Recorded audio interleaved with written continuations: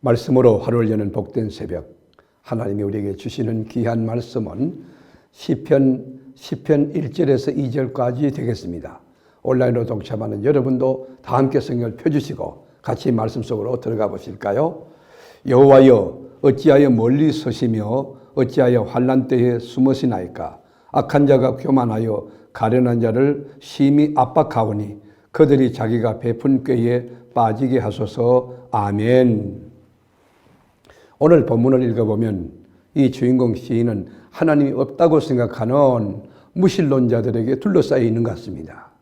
그 무신론자들은 아주 교만한 마음과 태도와 얼굴을 가지고 하나님이 어디 있느냐고, 하나님이 없으니 감찰하는 자도 없다고 그러면서 마구 악을 행합니다. 그런데 무신론자 가운데도 도덕적인 삶을 추구하는 의식 있는 사람이 있습니다. 아주 양심도 있고 윤리 도덕적입니다. 법을 잘 지킵니다. 그리고 인간도 사랑하는 휴머니즘도 갖고 있는 사람이 있습니다. 그런데 더 적극적인 무신론자들은 하나님이 없다는 확신을 갖고 있는 거예요. 아주 신념, 그대로 그 신앙이에요. 그것도 하나의 신앙입니다. 아주 그러면서 악하고 공의롭지 못하고 자기 중심적이고 세상적인 방법을 동원하는 그런 유형의 사람이 있습니다. 이들은 하나님의 존재도 안 믿지만 심판도 믿지 않기 때문에 모든 것이 자기가 설계한 대로 자기가 뜻한 대로 진행될 것이라는 확신을 가지고 있어요. 그게 흔들리지 않는 거예요. 그들에게는 하나님이라는 존재가 아예 없어요. 그들만이 존재하는 것입니다. 누구도 자기들의 행동을 제동할 수가 없고 또 멈추게 할 수도 없고 자기의 생각을 꺾을 수 없다. 그러므로 내 뜻대로 된다, 내 계획대로 된다, 내 생각대로 된다 확신하고 있는 아주 자만합니다. 교만합니다. 그래서 이 땅 위에서 자기의 욕심을 채우는 일이라면 수단 방법을 가리지 않고 행동으로 옮깁니다. 힘없는 자를 땅의 티끌같이 여기면서 자신들만의 세상을 꿈꾸며 휘휘낙낙합니다. 그렇게 해서 세상 사람이 부러워하는 위치까지 오를 수도 있습니다. 소위 성공에 가도 출세할 수 있다는 것입니다. 그런데 참으로 이상한 것은 이 머리로 하나님은 인정하지만은, 그러나 예수를 믿는다고 하고 교회도 왔다 갔다 하지만은 이 종교인들이 있어요. 이런 사람들은 교회 안에서 전도 대상자고 교회 안에 무신론자인 것입니다. 그런 사람이 장로님 가운데 있다면은 그 불행한 것이지요. 그런 사람이 목사 가운데 있다는 것은 있어도 안 될 일이지요. 하나님을 믿는다고 하면서 거짓말을 밥 먹듯이 하고 오로지 자신의 이익만을 추구하며 살아가는 그런 사람 가운데 만에 하나 막 스포트라이트를 받고 있고 그 다음에 TV 매스컴을 타고 있고 훌륭한 뭐 신학자라고 그러고 목사라고 그러고 그런 사람이 된다는 것은 이거는 하나님 보실 때 저주인 것이죠. 여러분, 교회 안에도 세상과 분리해서 두세 개를 능숙하게 살아가는 유형이 있습니다. 그래서 이런 사람들은 종교적으로도 성공을 거둡니다. 또 명예도 가지고 있습니다. 그러면서 세상에서도 인정을 받는 그런 사람이 있습니다. 이 두 마리 토끼를 쫓아가는 거고 두 마리 토끼를 다 잡은 사람, 이건 위험한 것입니다. 악인은 고난당하는 자를 더욱더 괴롭히기 위해서 악한 지혜를 깨내고 있습니다. 그 8절과 9절에 보면 그런 내용이 나오죠. 악인은 그가 하고자 하는 일들을 아주 추진하면서 자랑스럽게 그것을 무슨 무용담처럼 이야기하고 그리고 부끄러운 줄 모르고 거기에 빠져 있는 사람이 있습니다. 자기의 하는 일이 마치 견고한 여리손 같아서 요동하지도 않고 함락하지도 않는다고 자신 있게 생각합니다. 5절 한번 볼까요? 그의 길은 언제든지 견고하고, 여러분, 악인들은 자기가 가는 길이 대단하고 견고하고 영원할 줄로 착각해요. 주의 심판은 높아서 그에게 미치지 못하오니 그는 그의 모든 대적들을 멸시하며, 그러니까 사람을 멸시하는 거고 사람을 무시하는 겁니다. 그러나 여러분, 다윗은 이런 자들의 잘못된 생각과 판단과 행동을 하나님 앞에 고발하고 있는 것입니다. 하나님, 일어나셔서 손을 들어서 이들을 좀 부러뜨려 주십시오. 이들의 하는 일들을 좀 막아 주십시오. 그들의 악행을 하나님 더 이상 진행하지 못하도록 도와주십시오. 다윗은 이렇게 토해내지 않으면 숨이 막힐 것 같은 가슴이 뜨겁고 가슴이 아파서 견딜 수가 없었습니다. 여러분도 그런 상황들 경험해 보지 않습니까? 악인이 득세하고 악인이 성공하고 악인이 잘 된다는 거예요. 의인은 정말 착하게 사는데 정직하게 사는데 잘 되지 않는 경우 있습니다. 그러나 하나님이 보시는 거예요.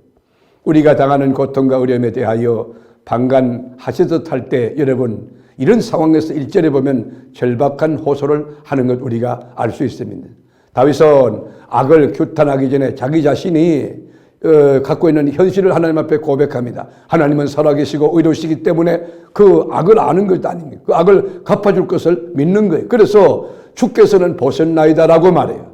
14절에 보면 주께서는 보셨나이다. 이렇게 보고 있다는 동사를 쓰는 거예요. 우리 주님은 우리 입장과 처지를 보고 계십니다. 우리 가정과 그리고 우리 일터와 자녀의 현장을 보고 계시고 우리 교회를 들여다보고 계시는 거예요.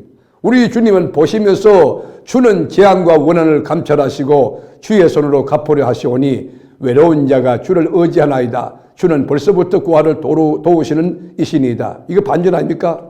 주님께서는 보시고 의로운 자의 원한을 감찰하시고 갚아준다고 고백하고 있습니다. 그러면서 이 다윗은 여호와여 일어나소서, 여호와의 손을 드시옵소서. 여호와가 왜 일어나야 될까요? 왜 손을 들어야 할까요? 연약한 자를 돕기 위해서. 12절 보면 여호와여 일어나옵소서, 하나님이여 손을 도옵소서, 가난한 자들을 잊지 마옵소서. 연약한 자, 가난한 자, 의롭게 사는 자, 그들을 도와주기 위해서 손을 들어달라는 거예요. 악인의 팔을 끌 것이고 악한 자들이 지상에서 사라지도록 추격하여 심판할 것이 아니냐고 하나님 앞에 호소하고 있습니다. 15절에 보면 악인의 팔을 꺾어서서 악한 자의 악을 더 이상 찾아낼 수 없을 때까지 찾으소서. 여러분, 하나님은 어떤 자를 찾으실까요? 어떤 자의 소원을 들어주실까요? 겸손한 자예요. 17절에 보면 여호와여 주는 겸손한 자의 소원을 들으셨사오니 그들의 마음을 준비하시며 귀를 기울여 들으시고. 여러분, 누가 겸손한 자일까요? 어려운 일 당할 때, 아주 힘든 일 당할 때, 난공불락의 여리고성을 직면할 때에 하나님께 무릎을 꿇고 하나님 도와주세요 호소하는 자, 하나님만을 전적으로 의지하고 세상을 의지하지 않고 자기 능력 믿지 않고 사람들 도우리면 방법을 의지하지 않고 자기 재능 의지하고 자기 경험 의지하지 않고 오직 하나님만을 의지하는 자, 오직 하나님만을 믿는 자, 그 사람이 겸손한 자인 것입니다.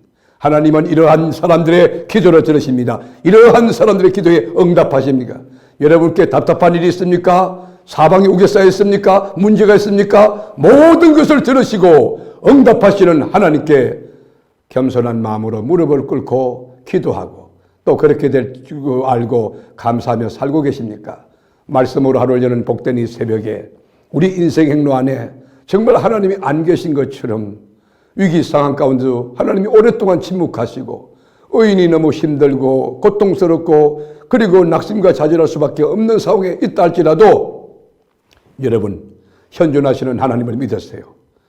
악인의 팔을 꺾으시고 그리고 심판하실 공의로운 하나님을 믿으세요. 오늘도 하나님을 믿는 믿음 가운데 주님과 아름다운 동행을 힘차게 하시는 여러분이 되시기를 축복합니다. 주님, 악인들이 득세하는 세상에서 의롭게 산다는 것, 믿음을 갖고 산다는 것, 그리고 하나님의 뜻을 세운다는 게 너무 힘들고 고독하고 어려워서 주님께 호소합니다.